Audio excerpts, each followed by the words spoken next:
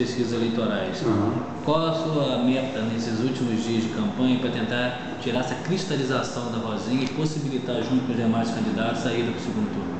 Olha, a nossa estratégia de campanha é tentar ir à rua com o nosso material de campanha e atingir as pessoas através da TV e tudo mais. Nós não temos uma estratégia, nosso objetivo maior hoje, não temos uma estratégia específica para tirar o voto da Rosinha. É difícil tirar o voto da Rosinha, cristalizado nisso. O que nós estamos tentando discutir com o eleitor é que a gente tem uma condição e projetos melhores do que alguns candidatos da oposição.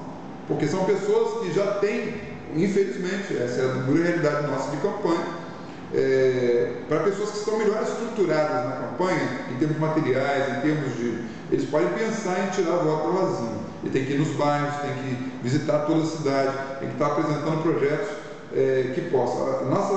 Nós conseguimos trabalhar melhor com as pessoas que têm nível de consciência um pouco maior.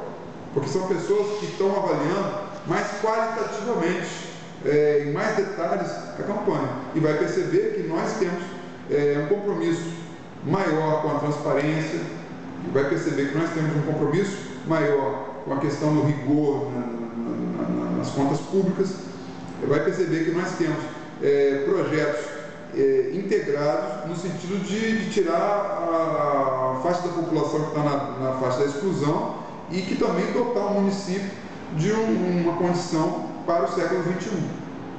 Que, infelizmente, Campos hoje está no século passado, talvez até no anterior. Candidato.